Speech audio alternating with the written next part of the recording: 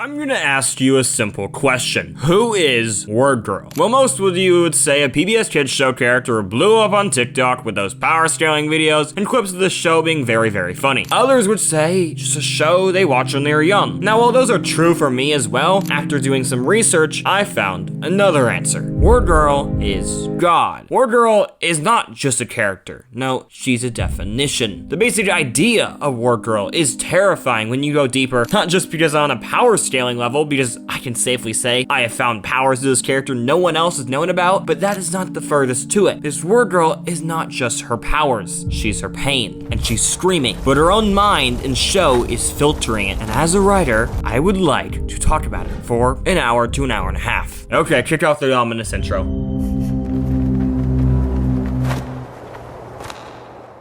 Who is Wordgirl? This is a question I asked you at the very start of the very ominous intro and answered equally ominously, but there are actually a few interesting answers. Her name is Becky Boxford, but as a superhero known as Wordgirl, she's obviously a kid show character, PBS to be exact. This will be important. She is also a one-to-one Superman parody, except for the funny fact that the planet she's from doesn't blow up. Her parents just lose track of her and she wanders off into a spaceship, taking her many galaxies away to little old Earth. There's also another difference I'll get onto later. That's called foreshadowing. I'm basically... Wait, I'm not done. See, before we go on to that, we need to talk about another thing Wordgirl is. A Marvel character. That's right, there's an officially Marvel-published Wordgirl comic out there, and I read it all. Through a legal means, just not the print version, because it's $100 to buy, and I'm not doing that. See, the comic itself isn't that great. Well, it's fine. It basically is just another episode, if not a low-tier one, with the comedy not being the best. But it is official confirmation that Wordgirl is in the Marvel comic multiverse, most likely being in her own contained universe. Let's call it the Wordverse. Now that we got who Wordgirl is and some things to remember, let's go into her low-level feats.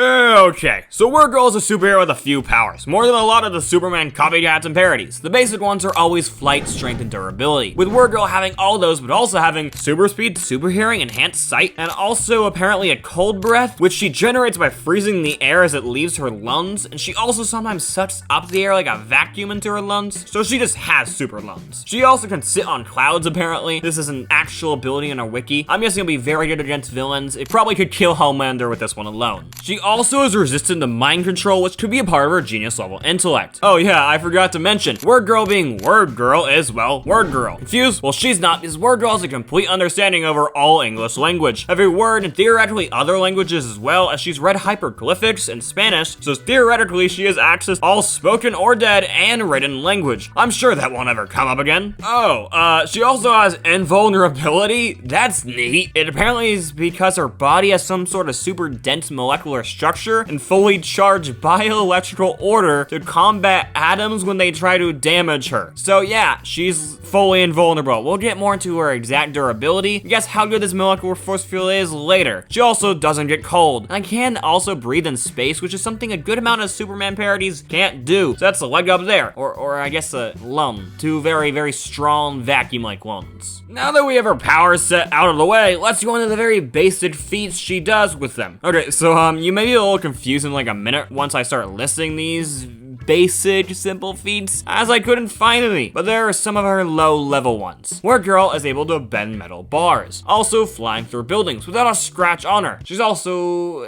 able to bend forks. Yeah. Oh well, she can throw robots into the sun the size of a skyscraper without any effort. She actually does stuff like this a lot, not just throwing giant robots, but like putting no effort into things, but doing crazy things. Basically, a lot of things just seem easy for her, like throwing robots into the sun. This is very scary because A, she's a 10-year-old, meaning she's not done growing in terms of her power, but also, if she can throw things into the sun as a casual feat, what's a serious one? What's a workout look for Wordgirl? I really want to like not be on on the same planet when she does a workout, but I just want to know. Speaking of throwing robots, let's do some math. Well, I'll do math, so I'm guessing you don't want to do math while watching a YouTube video, but thankfully it's quite simple. Wordgirl throwing the robots to the sun in like a second, which is throwing at like 500 times the speed of light. So that's insane, like really insane, because A, she's not even running or flying, she's throwing, meaning she's basically transferring energy. And to put the math out of the way, the throw of those robots, again, hundreds of times the speed of light,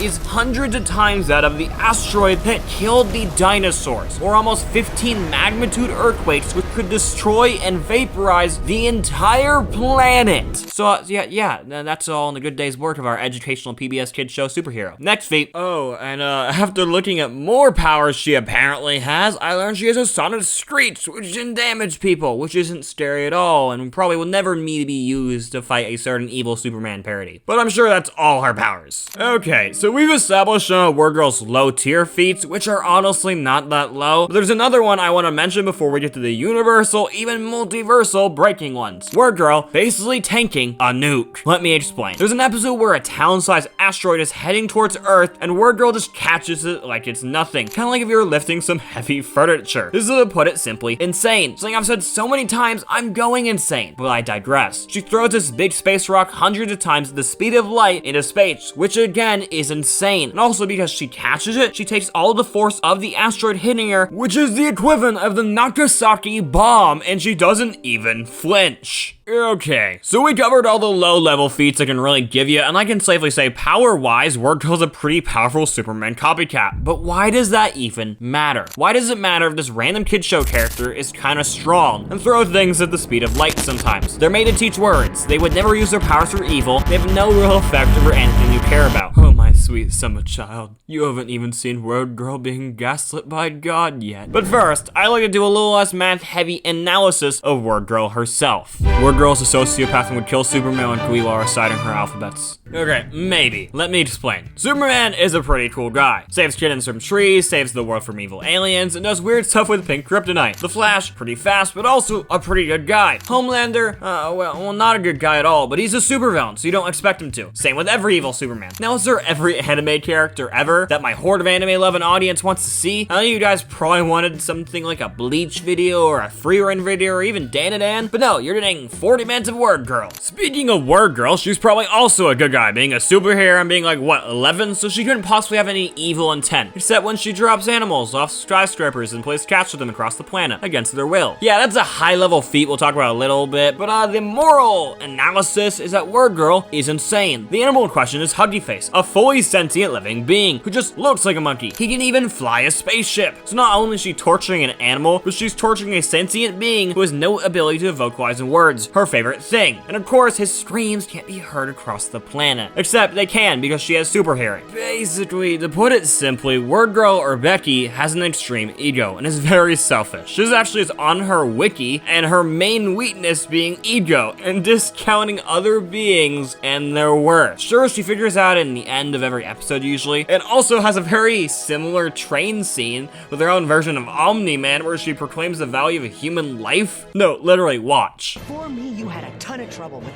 all these second-rate villains.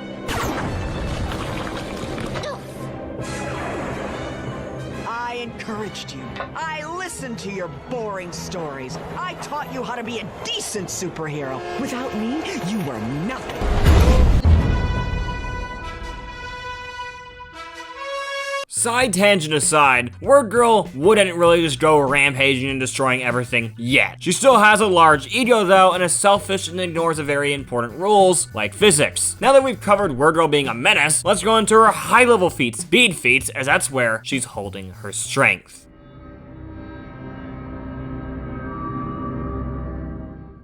The average 10-year-old can run about 4 to 6 miles per hour, which is considered a good jogging speed. The fastest man, Usain Bolt, was recorded to run about 27 miles at his fastest. Are you following along? The fastest aircraft made by mankind can go about 7,310 miles. Big jump, I know. Keep in mind, that's over 7 times faster than sound, which clocks about 700 miles. Oh, but we're not done. Lightning is about 200,000 miles. Seems like a lot? Well, there's one more thing. Being the fastest man-made object, the Parker Solar Probe, which orbits the sun and moves at about 400 400,000 miles per hour. That's a lot. Well, I may have lied to you about that being the last thing, as there's one thing that's faster than anything on this list. Well, anything. Light. Light moves about 67,616,629 miles per hour, which is like a lot. This is because light has no mass, meaning it can move without taking up any energy, making it very, very, very fast. This is a poor definition of science you get from the Noah Boulter channel. You're welcome. I showed you all these numbers before to give you some perspective on how fast light is. 1% of light could still get you from Los Angeles to New York in 1 second. So, how fast is Wordgirl, you may ask? Oh boy. Well, let's go over some feats. We already know she can throw things 500 times faster than light, which now you better understand what that means. That should safely make Wordgirl's punches very, very, very, very, very strong. But I already explained that. Let's talk about her flying speed. See, Wordgirl doesn't run. No, she flies very, very fast. There are about 3 big speed feats to go over. First being her little game with Huggy. Remember how I mentioned in the last section of her playing catch with not only a living creature, but an equally sentient being, dropping him from a skyscraper and seeing how many times he can fly across the earth? Well, that is not only psychotic, but also insane in terms of speed. Wordgirl flies across the earth over 5 times in 19 seconds, which is already crazy, especially the fact that she's literally playing a game and is not taking any of this seriously. But that's not all, because we did a zoomed out shot of Earth on one of her laps. In said shot, she's able to make it around the entire planet in 1 second. This is about 1/7 of the speed of light, or about 14% of light speed, which is again, 1% was crazy, but this is not the end. Apparently, in those 19 seconds, also able to find, buy, and put on a hat from New Mexico. This is proof she most likely has to have some sort of flash time perceiving reality slower, or how else would she perceive reality to enter a building and buy a hat? Another feat many folk don't mention, except one person I found on a wiki comment, is a feat made by Wordgirl when she was a baby. Basically, remember how I said it would be important that Wordgirl just got lost and wandered to a spaceship? Well, this is part of the reason. The other part will come later on. Basically, she crawled into the ship Captain Huggy Face, who's a famous pilot on their world, and as they're going on his way, she wakes up and startles him while they're flying deep in space. They end up crashing into a meteor and getting shot way off course. To save them, Huggy crashes onto a faraway planet, being Earth. The question here is how far they traveled. Well, first off, when this is explained, we are told Lexicon is a galaxy far, far away. Well, the comment on the wiki just chose the closest galaxy to us. This is a lowball though, and could be way, way farther. The closest galaxy is about 2.5 million light years away, which light years, if you don't know, are the amount of time in a year light travels, and how long it would take for light to get to a place. Oh my god, why is this entire video just a lesson on what light is? Now that we know the distance, we should look at the time. The sequence of shots in the backstory don't really show everything we need, but it does show that it takes about a few seconds from when the meteor hits them to show them crashing to Earth. This would be a crazy durability feat for Wordgirl, as she survives falling from A, going that fast, but B, just traveling that far is insane. Except that Huggy also survives. Weird. I want you to keep that in mind, being that the backstory and also the weird inconsistency with the fact that the parents don't remember adopting her, and her brother thinks she's not adopted, and this story itself doesn't really make sense, even though I explained all that math. And altogether, this feels weird, but I digress. Another non-speed feat is probably her best strength feat, where a character mentions she can lift a mountain with her pinky like it's nothing, and Wordgirl doesn't disagree, and it's very implied she can. So what does this mean for Wordgirl's strength? Well, after looking really hard for math on this one, I found the average really strong pinky can lift about a few pounds. Remember, Wordgirl's 10, so lifting a few pounds worth of pinky is already impressive. But the quote is that Wordgirl can lift a mountain, and the average mountain is about 6 trillion pounds. At least that's what I found from math, which I have no idea how anyone could measure that, but I digress. Does that mean Wordgirl's pinky can lift 6 trillion pounds? Again, mentioned like it's nothing for her. That's about 2 times 10 to the power of 12, which is 2 followed by 12 zeros, all from her pinky. Superman at his best, which is weird as so many writers have written him, so his strength is whatever it needs to be, but one of his greatest feats is lifting what would be 18 zeros. This was hard for him, and took both hands. So if Wordgirl can lift, well, not that, but very close to it with a pinky like it's nothing, Wordgirl may be stronger than Superman, at least when it comes to how much she can lift, which also should affect how much she punches or her durability. Also, side note, couldn't make this into one of the big calculations, but she also has instant reaction time and has no need to build up speed, and she can just not be moving, then going very, very fast, which is something a lot of Superman characters, including him sometimes, can't do. For say, Omni-Man needs a large amount of space space to build up speed. Just found it interesting. Our major final feat is her greatest speed feat yet, flying from the moon to the sun in 1 second. Again, like it's nothing. So what is that in terms of miles and distance? Oh boy. So the distance would be about 93 million miles in 1 second. Light speed in a second is 186,000. This puts Wordgirl at 500 times the speed of light, and she doesn't even break a sweat. Oh my god. Oh boy. We did all these speed calculations, and Wordgirl can move anywhere from 500 times to millions of times the speed of light. Because there are in fact speed calculations I did not cover, because I'm not a mathematician, even though this video has a lot of math and science, and some of the math I found or did felt weird, but really, any of it is crazy. She can also survive the conditions of moving at that speed, which again, moving even as fast as light is, well, impossible. Because, as fast as light is, well, impossible. Why? Well, I'm gonna explain in my favorite segment, Noah Explains Science. Poorly. To go faster or as fast as light, your mass would become infinite, but that physically is impossible, as the universe does not have enough energy to go infinitely. But because light has no mass, it requires, well, no infinite energy. So, what does that mean for Wordgirl? Well, according to science fiction laws, but also logic, for her to move 500 to millions of times faster than light, then, well, Wordgirl is breaking physics. Let me explain. For Wordgirl to travel faster than light, she would have to beat herself when getting from A to B, as she is traveling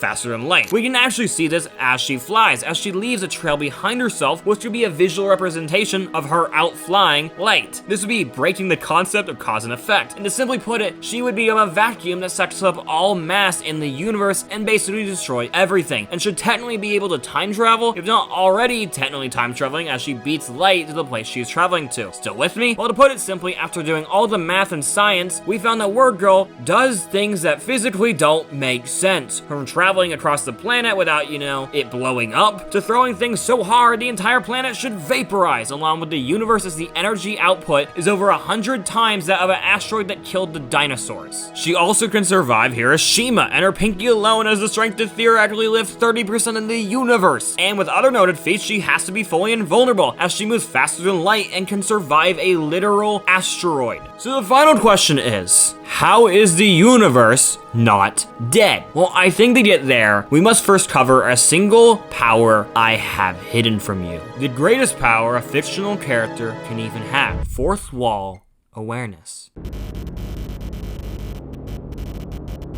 Before I tell you the next very important part of this video, please subscribe, as this video took me many weeks to months of my sanity, and I'm trying to get 1,000 subs, so I'll be closer than that VPN sponsor, as without it, am I really a YouTuber? Either way, back to the video. Fourth wall knowledge is a really interesting power, and it's basically just a character knowing the fourth wall. The fourth wall being the audience, and the existence of the show and the characters as fiction. People like Deadpool or She-Hulk have knowledge of the fourth wall, but I do think there's a difference in knowing the fourth wall and breaking it. Take Dora versus Deadpool. I know, silly comparison, but stay with me. Deadpool always knows he is fiction, making constant jokes about it and even using it to affect his fictional plot, from jumping panels to trying to watch the movie he's in. Dora does not do any of these things. Dora doesn't really have knowledge of the fact that she's in a show, just talks and asks questions. To be honest, she's more likely to be schizophrenic than have fourth wall knowledge. Now, where exactly does Wordgirl fall? Well, Wordgirl in the show constantly reference the fact of the show, with Wordgirl talking in the script and her joy in not following it all the time. But if it was just Wordgirl talking to the audience like Dora, it'd be a little less notable and probably wouldn't even have me making a video. But it isn't just that. No, because I've left out a very important detail, a vital character, if not the most important one,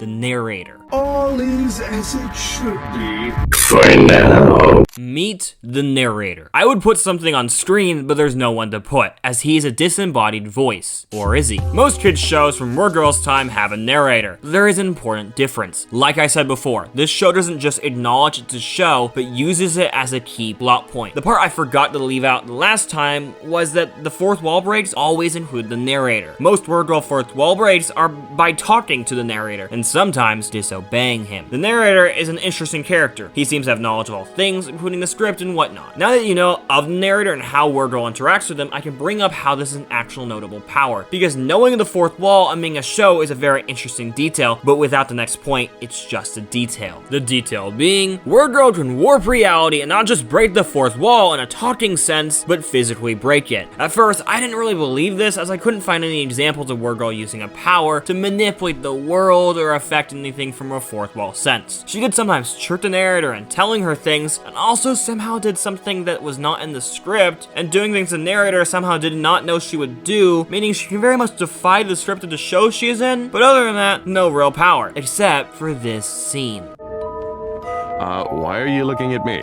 We know you know where the butcher went. Well, maybe. Look, Even if I do know, I can't tell you. We have a formal way of doing things, and they don't involve me just telling you stuff. and it's formal for you to follow the script and not look to me to give you shortcuts. Okay. All right. Meanwhile, at the store you buy gold. Wait, we're supposed to switch scenes before I say, oh man. Sorry about that. This scene literally shows her wanting something, the narrator saying, no, I can't tell you, and then she just physically grabs the next scene, puts her head over it, and takes a peek. If looking at this from a logical perspective, then for her body to be over the black outline around the scene, she's basically exiting her fictional world and taking a peek of the next scene from our real world. Wordgirl can transdimensional travel. Screw not having any reality warping abilities, she has the ability to see into the next scene against the narrator's will. Wordgirl's able to define the narrator himself in the confines of her show for her own personal gain. So the only question is, what can't she do? One thing I'd like to talk about more on the idea of what I'm doing than the actual Wordgirl. I am analyzing a kid's show, making theories about it, and talking about the writing like I would with a renowned well-made movie or film. Now the common argument is, why? Why are you making an hour-long video about a show made for little preschoolers? The writers didn't intend any of this. It's made to teach kids words, there's nothing beyond that. L ratio, blah blah blah. Well, to be honest, you're right. The show is made for preschoolers, but it's also very evident that this show has a lot of hard work put into it, from the writers to the animators to the voice actors. Like, look at this scene, for example. I'm still just Becky Botsford. But you're also much more. You're Wordgirl. When Wordgirl's trying to say she's not different, she's just Becky, she's normal, the first thing her friend sees is her feet hovering above the air. Not exactly normal, but to Wordgirl, it is. And throughout the entire show, it is shown that she forgets her powers make her different. She's not normal, she's not even human, and this scene doesn't need Violet going, oh, but you can fly, like I'm doing right now. Because the writers are good enough to know when to give it up to the audience and let them figure it out. You know, preschoolers. That is a level of respect Wordgirl gives to its audience, and I think it deserves respect for it. Sure, they're not an Avatar or an Owl House, where the show is very much falls between age groups. No, this is a show for very small children, just a good one, and that's why I think it deserves to be treated as, well, good. It deserves for me to look at the writing as intentional, even if not every bit was part of a greater theory or story. Another question I know a lot of you, including myself, asked earlier is why the Earth has not imploded, or the universe vaporized, or just her villains turned to red paste. Like, Wordgirl's main foe is a scientist who steals cheese. How does this Superman level character have a hard time with that? Well, I actually think the reason is because it's a kid's show. Now, at first you may think this is me undermining the show like my opponents may, but no, I am simply saying the truth. Wordgirl is a show watched by small children. That is the audience. The difference between other shows watched by small children is Wordgirl herself knows about the audience, and she is warping reality itself, holding not just her punches, but the laws of physics to her will to make the show suitable for airing. All in a deep fear of the show being canceled. Don't believe me? I didn't either until Wordgirl came knocking and defined a new word: censorship.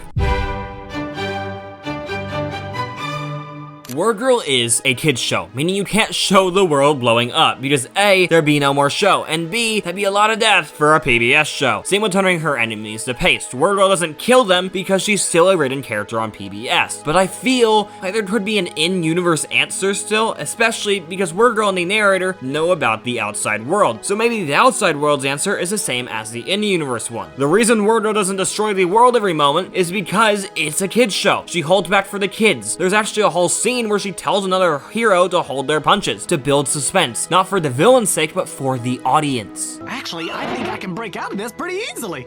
No! A superhero needs to know how to build suspense so the audience gets excited. Really?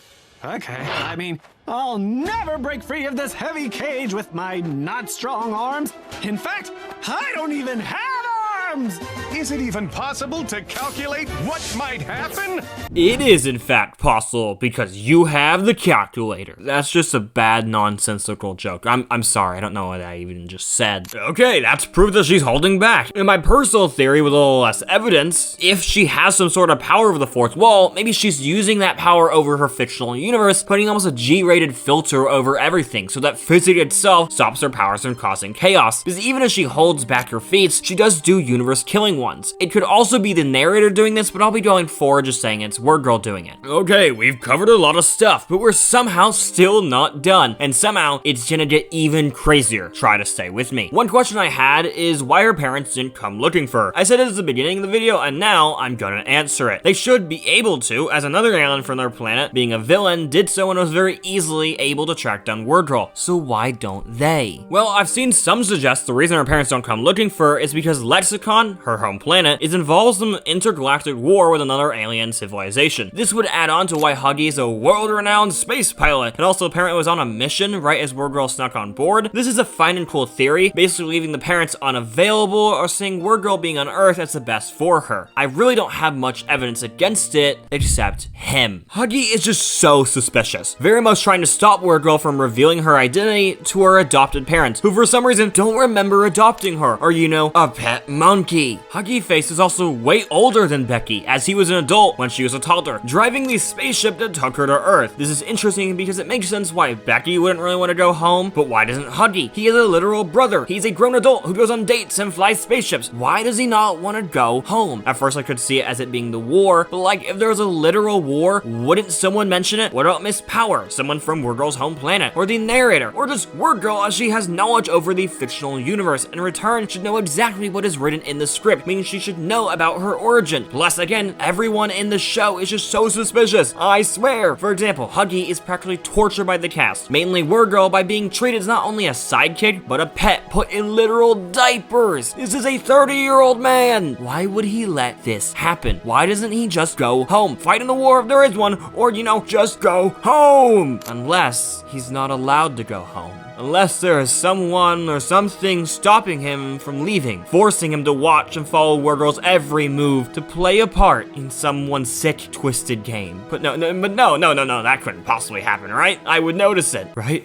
You have to follow her. It's in your contract. Okay, let's take a better look at the narrator, as there were some things I may have left out when I covered him. Sorry about that. Let's start out by just describing him. The narrator in Wordgirl is known as the narrator. He also has knowledge of the plot and characters and sees all. You can see this in scenes where Wordgirl asks him where someone is, and he says he knows but won't show her, except when she jumps him and breaks the literal pen of the next scene. So this feels very similar to another character, who you may ask, the one above all. Some of you just went, what are you on about, Noah? And the other half just went, who? Basically, remember how I said Wordgirl is technically in the Marvel comic multiverse, meaning she stands side by side with other characters in the multiverse, like the one above all? Who is that, you may ask? Well, to put it simply, he's the Marvel end-all be-all most powerful being, and their version is straight up God. He's also the embodiment of the writers and creators behind Marvel works and characters. Now, if Wordgirl is in the same canon of Marvel, and narrator is a creative behind a show, and the narrative Wordgirl is basically just God, then the one above all is the narrator. So what does that mean for Wordgirl? Well, it means that this PBS Kids show character is one of the only characters who's ever interacted with the one above all, with the show having easily the most appearance of him as a literal main character featured in every episode, and that alone is just insane. But there's more. Now that we know who the narrator is, we can take a better look at his manipulation. Case A, the contracts. Throughout the show, he addresses characters when Wordgirl's not there about their contracts, and about having to follow her and fight her or just be her friend. I showed you this with the scene between the narrator and Huggy, but there's plenty of examples of this throughout the entire show. This, when looking at it not from a show contract to a god of the multiverse forcing a character to do something, and the contract being some kind of soul contract, makes you look at things way differently. So, are we finally done? Well, I thought we were, to be honest, until I had a single thought. A thought today I would regret, as it sent me down a rabbit hole that I had to dig myself, as no one has gone this insane. The thought was, what if the Wordgirl universe isn't a normal universe, but a carefully built one to hold her made by the one above all. This could explain why the universe is a very weird one and how its tone is so different than the rest of Marvel, why PBS of all places is airing it. So I did some more digging. This made the backstory Huggy told her definitely fake. At first, I thought she could be a Beyonder baby or something, which is a really strong Marvel alien species, but to be honest, there wasn't really any concrete proof on that, and it just seemed like Wordgirl could be a random powerful being that even the one above all is interested in. This isn't the rabbit hole that truly broke me though. What is? What if every villain and main character in the show is taken from another universe and then some sort of weird Wordgirl kid show filter warps them into a different version of themselves? Maybe I couldn't find someone for Wordgirl, but she is the main character and the reason for all this. But the side characters? Well, that's where things got interesting. Huggy Face. Well, I couldn't find any monkey characters in the Marvel multiverse who were similar to him, but then I thought outside of the box. Stay with me. Universal owns Curious George, and they once owned the Hulk, who is a Marvel character. The one above all is the writer and embodiment of creativity and producers, aka the studio behind the creations of Marvel characters. Then fourth, all the studios have ever had access to Marvel characters, which means that the one above all should have control over all characters owned by any company who's ever had access to a Marvel character at a time point because he exists outside of time.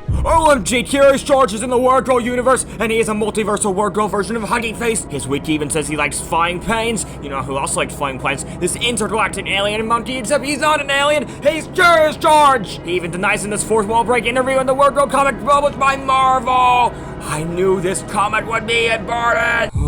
Okay. I think that's all. That's all, right?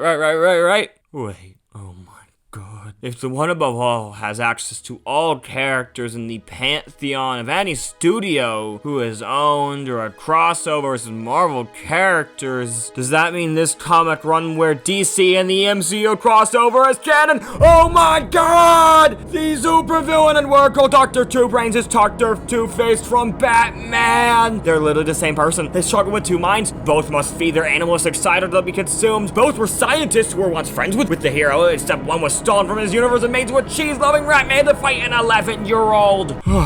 Okay, I think we're finally done. I'm so sorry to any headphone users, is what I would say until I noticed this. I was scrolling a wiki page and found a credit for a voice actor who is well known for a certain character, Tom Kenny, voice actor for TJ, Wordgirl's brother. If the one above all is the embodiment of all creative people behind the show, he is the embodiment of Tom Kenny, which means any character played by Tom Kenny is in access to the one above all. Oh my god, SpongeBob is Wordgirl's brother! Need proof? TJ doesn't like lemons. Guess who also doesn't like lemons? SpongeBob. He's in an episode where SpongeBob is a superhero. He fights an evil organization called Lemons. Oh my god! Okay, that was a lot. I know, it was a little bit insane, and I am so sorry to headphone users, but what can I really say? Studying Wordgirl lore for this long should drive anyone to the end. But I'm not done, as I still have a really important question I want answering. Why? Take all the stuff I just said as true or not, but to take the basic idea that the narrator, or the one above all, is manipulating the situation and world around Wordgirl so she never break, making it so villains fight her, so her friends follow her, and whatnot. Why? Well,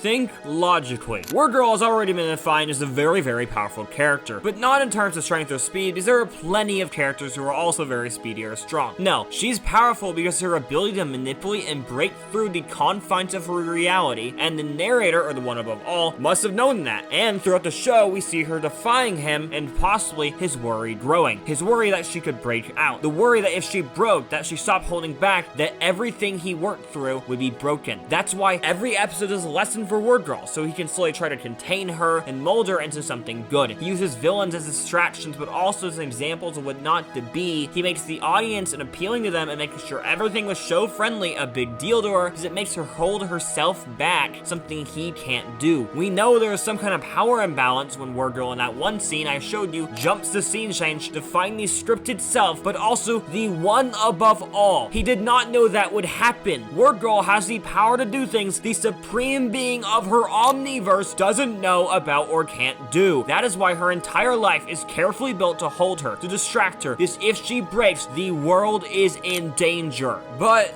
in the real end, let's be honest, that'll never happen. Wordgirl is good. She is a good hero, and the narrator will always be there for her, to help her, to teach her what's right and wrong, and just mold her into the best version of herself, right? Okay, so you made it to the final part of this video. Good job. Because now that you've done so, we can finally answer the real question that this entire video needs answering, at least for me. Why does any of this matter? I've asked you this before and then gave reasons that fit those parts, and to be honest, it'll be the same here. But I will say, this answer is my best one. See, for most of this video, I've been listing you crazy feats, connecting shaky dots, and sometimes connecting things that actually make some good insight, making some fun commentary, which is what, in the end, I'm trying to do. This may be a very stupid video, but it's an important one to me, so I want to give it the best ending I can. And that means not just ending it off with listing another crazy feat I forgot to mention. No, because the end of this video is the beginning to a story you'll never see, because it was cut before it could rise from the ashes. Let me explain.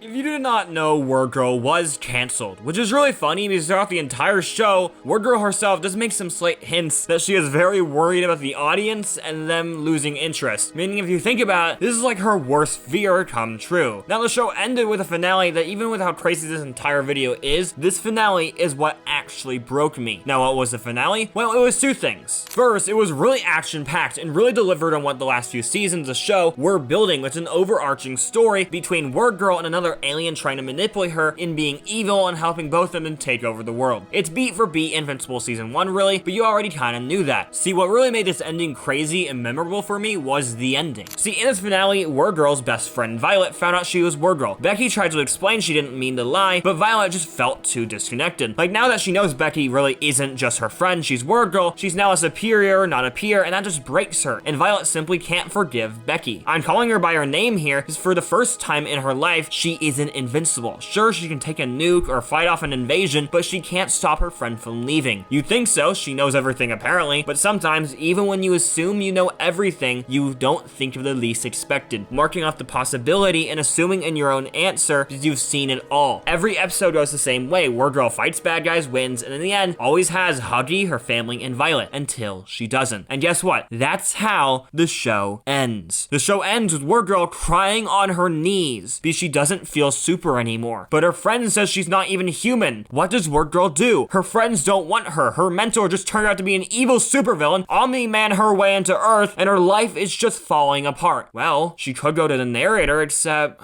he's not answering. The one above all always answers Becky, till now. She stops hearing him, can't feel him, no matter how much she begs. No, it can't be, but it is. The show was canceled. And well, by all the logic with the theory and the story we have built so far, the show and the narrator are kind of connected, and if the show for some reason just disappears in reality, the narrator is gone too. Maybe the show went off air because the finale was just too dark. It broke the filter that was put on it, and with the filter broken, they couldn't air it. The narrator couldn't speak, and no one could hear Wordgirl's screams.